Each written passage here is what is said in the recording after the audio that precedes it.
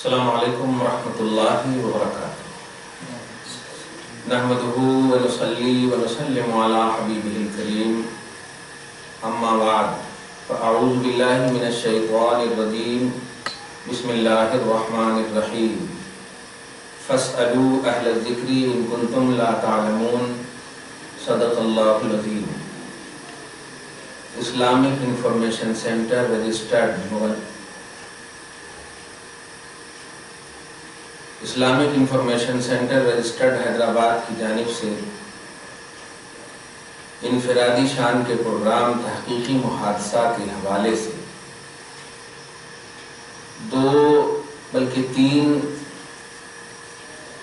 اہم پروگرام اس سینٹر سے پیش کیا جا چکا ہے۔ تو زندہ ہے واللہ، قرآن اور صاحب قرآن، بدعت کی وضاحت، اور اس 3 پروگرام کے بعد ابھی آپ نے درس وسیلہ ہماری کتاب الوسیلہ کے ذریعے سے وسیلہ سیریز پر بھی تمام جہتوں سے، تمام زاویوں سے پورے طور پر تشفی بخش باتیں سن لی ہیں۔ آج جو ہم آپ کی خدمت میں حاضر ہوئے ہیں تحقیقی محادثہ کے حوالے سے،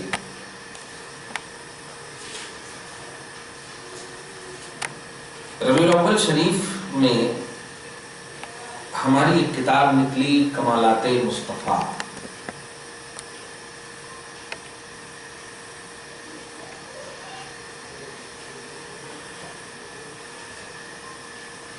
جو 92 آیتوں پر مشتمل ہے۔ آج ہم آپ کی خدمت میں اسی کمالات مصطفیٰ کتاب کی سیریز کی شکل میں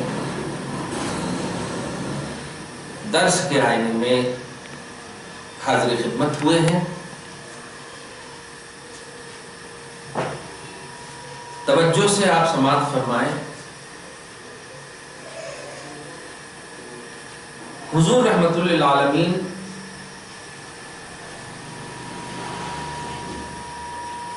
صلی اللہ تعالی علیہ وسلم کے کمالات بیان کرنا در حقیقت خدا کا منشا ہے۔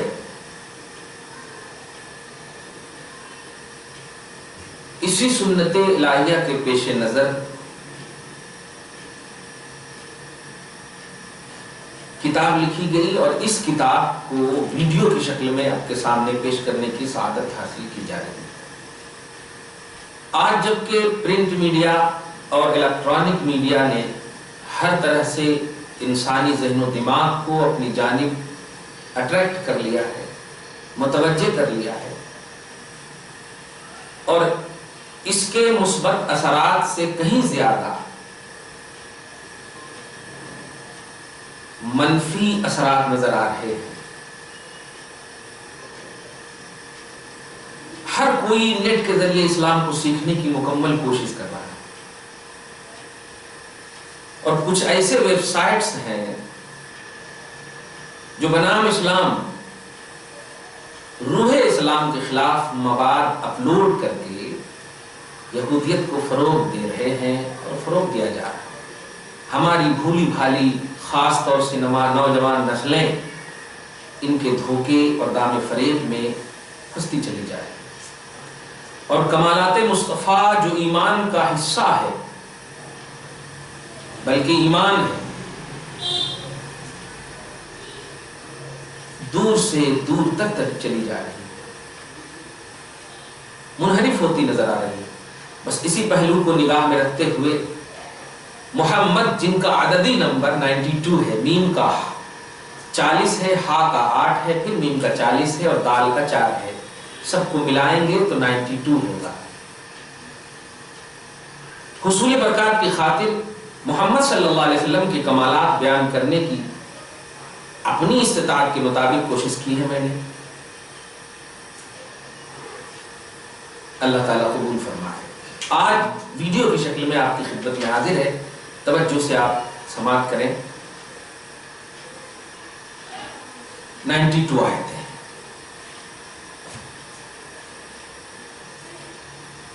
سب سے پہلی ہیڈنگ سنیے، کمالات مصطفیٰ۔ مصطفیٰ علیہ التحیۃ والثناء اول المخلوقات ہے۔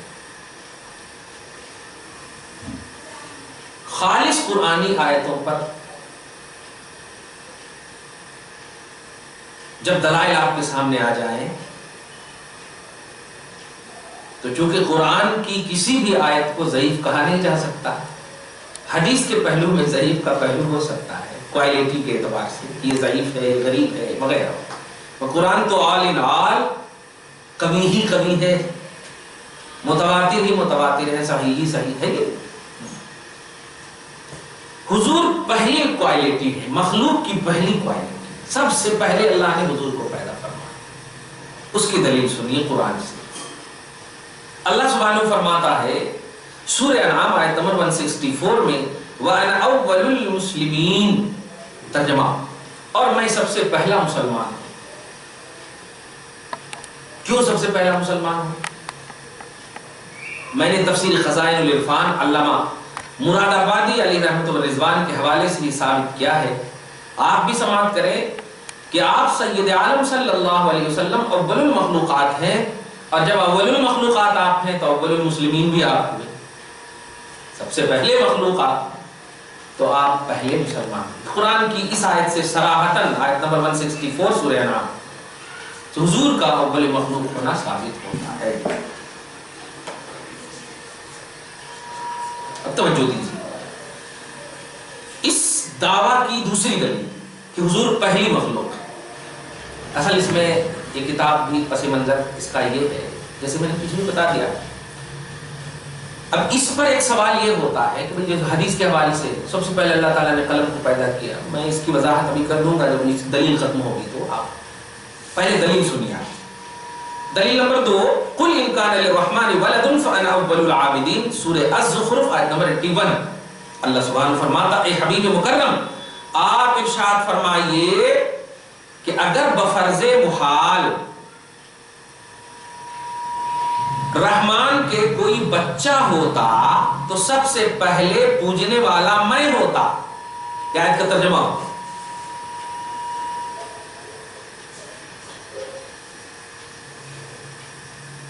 سوال یہ ہے کہ سب سے پہلے پوجنے والا کیوں ہوتے آپ؟ جواب سنیے، خلق میں اول حضور ہی ہے تو پوجنے والا کون ہوتا ہے؟ تو خالق کی طرف سے اب جو بھی کوالٹی ہوتی تو اس کا ڈائریکٹ تعلق سب سے پہلے حضور ہی سے ہوتا، مگر چونکہ اللہ تبارک تعالیٰ کو کوئی اولاد نہیں، لم یلد ولم یولد، وہ والد نہیں، وہ مولود نہیں، بہرحال اول مخلوق ہونا حضور کی اس سے بھی ثابت، اول مخلوق ہونا ثابت ہے۔ دلیل نمبر 3 دیکھیے، سورہ انبیاء آیت نمبر 107، اللہ سبحانہ فرماتا ہے وَمَا أَرْسَلْنَاكَ إِلَّا رَحْمَةً لِلْعَالَمِينَ، سبحان اللہ، ہم نے آپ کو سارے جہان کے لیے رحمت بنا کر بھیجا۔ اس کی تشریح جو میں نے کتاب میں کی ہے ایک دم عنوان آپ سن لیں، عالم سارا جہان، ما سوى اللہ کو کہتے ہیں، یعنی اللہ کے سوا جتنی بھی چیزیں ہیں وہ سب عالم کہلاتی ہیں۔ عقائد کی کتابوں میں آپ دیکھیں تو دلائل آپ کو مل جائیں، مطلب یہ کہ اللہ کے سوا جو اور جتنی اور جہاں ہے سب کو اللہ نے اپنے حبیب رحمت کا محتاج بنایا ہے، سبحان اللہ، اور آپ سب کے لیے محتاج الیہ ہیں، یعنی انہی کی بارگاہ میں آپ ضرورت پیش کریں رسول، اور یہ بات مسلم الثبوت ہے، یعنی زبردست ثابت ہے کہ جو محتاج الیہ ہوتا ہے وہ محتاج سے پہلے ہوتا ہے، تو نتیجتاً ثابت ہوا کہ آپ سب سے مقدم اور اول المخلوقات اول العالمین ہیں۔ اس بات کو اس مثال سے بھی سمجھیں کہ انسان اپنی بقائے حیات ظاہری میں ظاہری طور پر ہوا کا محتاج ہے، ہوا اگر کلیمیٹ آپ کو نہ ملے تو آپ زندہ نہیں رہ سکتے، کھانا پینا نہ ملے تھوڑی دیر رہ سکتے، ہوا نہ ملے تو حالت خراب ہے۔ تو انسان سے پہلے ہوا کا ہونا ضروری ہوا یا نہیں؟ بالکل ضروری ہے۔ اگر نہ ہو پہلے تو انسان اپنے وجود کو باقی ہی نہیں کر سکتا۔ خیر، یہ مثال تھی۔ تو وما ارسلناک الا رحمۃ للعالمین سے حضور کا رحمت للعالمین سارے عالم سے پہلے ہونا اس لیے ضروری ہے کہ سارے عالم کو اللہ نے رحمت مصطفیٰ کا محتاج بنایا، تو سارا عالم بعد میں ہونا، رحمت مصطفیٰ پہلے ہونا۔ چلیے، یہ کل 3 دلائل ہوئی۔ یہ تینوں دلیل یا اس ہیڈنگ کو باندھنے کی اصل وجہ اب آپ سنیں۔ سب سے پہلی وجہ یہ ہے کہ وہاں بھی لوگ، جماعت کے لوگ، اہل حدیث لوگ سوال کرتے ہیں، حدیث میں ہے کہ حضور صلی اللہ علیہ وسلم سب سے پہلے قلم کو پیدا کیا۔ بس 2 لفظ میں اس کو واضح کر دوں، بے شک حدیث پاک میں ہے سب سے پہلے قلم کو پیدا کیا، مگر ان سے پوچھئے کس نے کہا سب سے پہلے قلم کو پیدا کیا؟ آپ مجھے آ کر کے یہ بتائیں، سمجھ رہے نا؟ مسجد میں سب سے پہلے وہ آئے تو اس کا کیا مطلب ہوا کہ اس کے آنے سے پہلے آپ آئے ہوئے ہیں، تب نہ آپ بتا رہے ہیں کہ سب سے پہلے وہ آئے۔ سمجھ رہے نا؟ تو اسے اہل حدیث وہابی سمجھ نہیں سکے اس حدیث کو۔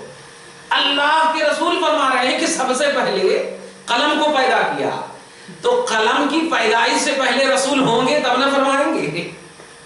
یہی کو سمجھ میں۔ بہرحال قلم کی جو اولیت ہے، یعنی قلم کو جو پہلے پیدا کرنے کی حدیث پاک ہے، وہ اولیت اضافی ہے، اور رسول کی جو اولیت ہے، پہلے رسول کو جو پیدا کیا گیا ہے، وہ حقیقی طور پر ہے۔ ساری مخلوقات کی طرف سب سے حقیقت میں اللہ تعالیٰ نے حضور کو، ظہور کے اعتبار سے حضور آخر ہے، یعنی آپ کے بھیجے جانے کے اعتبار سے آپ دیکھے ہیں اس کو۔ اور عام زبان میں سمجھیے کہ ایک بھائی آپ کا سعودی عرب میں رہتا ہے، باہر رہتا ہے، سمجھ رہے نا آپ، اور شادی شدہ ہے الحمدللہ، خبر آپ کو ملی کہ بھتیجا ہوا ہے، خبر آپ کو ملی کہ بھتیجا ہوا، 4 سال کے بعد وہ آیا، تو پیدا تو 4 سال پہلے ہی ہو گیا تھا نا، دیکھے گا ظاہر کب ہوا آپ کے سامنے؟ 4 سال کے بعد۔ اسے ہی ہے بس، سمجھ رہے نا؟ تو حضور کا جو ظہور ہوا ہے وہ بعد میں ہوا ہے، خلق جو ہوئی ہے وہ پہلے، بس۔ خیر، اب آپ دیکھیے دوسری ہیڈنگ دیکھیے ہماری اس کتاب کی۔ حضور صلی اللہ علیہ وسلم کا کمال کے آخری نبی ہے، پہلے نبی اور آخری نبی، کمال دیکھیے، خلق کے اعتبار سے پہلے، بعثت یعنی بھیجے جانے کے اعتبار سے آخری نبی، سبحان اللہ۔ دیکھیے